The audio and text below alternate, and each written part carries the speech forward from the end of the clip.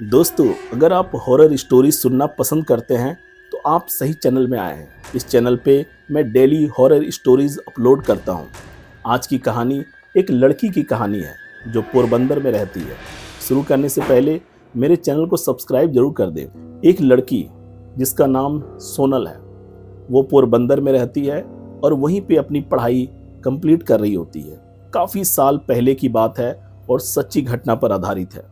सोनल अपने परिवार की बहुत दुलारी होती है, बहुत लाडली होती है और अपने परिवार से बहुत घुल मिल के रहती है। उसके परिवार वाले उसका हर बात मानते हैं। एक दिन सोनल अपने किसी फ्रेंड के साथ समुद्र घूमने जाती है। पोरबंदर में समुद्र के किनारे वो जाती है, अपने फ्रेंड के साथ घूमती है और वहीं पर समुद्र के किनारे बैठकर अपने फ्रेंड से बातें कर रही होती है। पैरों को समुद्र के पानी में डालकर अपने फ्रेंड के साथ वार्तालाप करती है। वार्तालाप का सिलसिला चलता है, दोनों आपस में मग्न होकर बातें कर रहे होते हैं। तभी अचानक समुद्र की लहरों के साथ एक हवा का झोंका सोनल की तरफ आता है। पलक झपकते ही सोनल के शरीर के अंदर घुसकर वो हवा का झोंका दूसरी तरफ से बाहर निकल जाता है। सोनल घबरा जाती है कि ये क्या हुआ। वो अचानक आश्चर्यचकित हो जाती है कि हवा का झोंका उसके शरीर में आया, घुस के वो दूसरी तरफ से निकल गया और उस हवा के झोंके के साथ एक चेहरा भी सोनल को नजर आता है। वो चेहरा हुबहू सोनल की तरह ही दिख रहा था। सोनल को कुछ समझ नहीं आता है। वो वहाँ से अपने घर चली आती है। घर में खाते पीते उठते बैठते, जब भी सोने जा रही हो या खाने जा रही हो या कुछ भी वो पढ़ाई कर रही हो, तो वही चेहरा उसको बार बार नजर आने लगता है। सोनल को समझ नहीं आ रहा था कि ये क्या हो रहा है। बार बार उसका खुद का चेहरा, खुद का जो हुबहू चेहरा उसे उस हवा के झोंके में नजर आया था, वो उसे दिखने लगता है। काफ़ी परेशान होती है, डिप्रेशन में भी जाती है। उसके फादर मदर उसे डॉक्टर को दिखाते हैं। डॉक्टर कहते हैं कि कोई दिक्कत नहीं है, थोड़ा इसका ख्याल रखिए, सही हो जाएगी। धीरे धीरे समय गुजरता है, फिर भी सोनल को वो जो चेहरा है वो कभी कभी नज़र आता ही रहता था। सोनल कक्षा 12 में पढ़ती थी उस वक्त। उसके बाद उसे कॉलेज जाना था। वो कॉलेज में एडमिशन लेती है।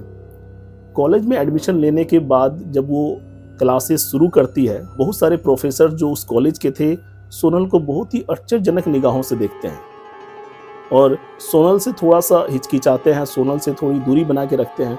सोनल को समझ नहीं आ रहा था कि कॉलेज में मैं नई हूँ, मैंने एडमिशन लिया है, क्लासेस मेरी चल रही है, कोई मुझे पहले जानता नहीं था इस कॉलेज में, फिर भी ये प्रोफेसर्स मुझसे दूर क्यों रहते हैं, मेरी बातों का जवाब नहीं देते हैं या मुझसे सही से नज़र मिला के बात नहीं करते, क्या कारण है इसके पीछे। क्लासेस चलती हैं। सोनल ये सोच के काफ़ी परेशान हो रही थी और वो जो चेहरा जो हवा के झोंके के साथ सोनल के शरीर में घुस गया था, वो उसे कॉलेज के दौरान भी नज़र आता था। उस वजह से भी सोनल काफ़ी परेशान रहती थी। ये सिलसिला कुछ दिनों तक चलता रहा। एक दिन एक प्रोफेसर सोनल के पास आया। उन्होंने सोनल को बताया कि कुछ सालों पहले तुम्हारी जैसी एक लड़की इस कॉलेज में पढ़ती थी जो बिल्कुल तुम्हारे जैसे दिखती थी। सोनल ये सुनकर शॉक हो जाती है कि कुछ सालों पहले इस कॉलेज में मेरी ही जैसी दिखने वाली कोई लड़की पढ़ती थी।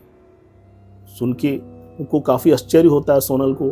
फिर प्रोफेसर साहब बताते हैं कि उस लड़की का किडनैप हो गया था।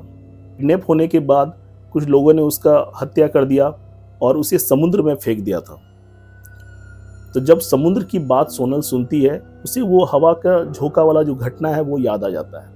वो प्रोफेसर साहब को बताती है कि उसके साथ एक ऐसी घटना हो चुकी है जिसमें समुद्र से एक हवा का झोंका उसकी तरफ आता है, जिसमें एक आकृति बनती है जिसमें उसका खुद का चेहरा जो है हूबहू नजर आ रहा था। उसके बाद प्रोफेसर साहब सोनल को कहते हैं कि हो सकता है कि वो आत्मा जिसके साथ गलत हुआ था वो कुछ कहना चाहती है तुम्हें। वो चाहती है कि उनके दोषियों को सजा मिले।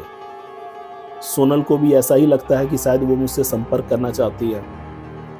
सोनल को भी एहसास होता है। सोनल भी एक अपने अंदर विश्वास जताती है और कहती है कि कभी ना कभी उन दोषियों को जिन्होंने भी उस लड़की के साथ गलत किया है उनको सज़ा जरूर मिलेगी। प्रोफेसर से बात करने के बाद सोनल को थोड़ा हल्का फील होना शुरू हो गया क्योंकि वो अब हर बात को समझ चुकी थी। वो जान चुकी थी कि वो जो हवा का झोंका उसको दिख रहा था, जिसमें उसका खुद का चेहरा नजर आया था, वो कौन थी। ये जो रहस्य है, इस रहस्य से पर्दा उठ चुका था। उसके बाद धीरे धीरे वो जो चेहरा है उसको नजर आना कम हो जाता है, क्योंकि रहस्य से पर्दा उठ चुका था। धीरे धीरे वो प्रोफेसर से भी घुलने मिलने लगती है कि मैं जो हूँ वो एक अलग लड़की हूँ, मैं वो नहीं हूँ। और धीरे धीरे फिर वो अपनी नॉर्मल लाइफ में आ जाती है। तो आपको ये कहानी कैसी लगी, एक कमेंट के माध्यम से ज़रूर बताएं। Thank you.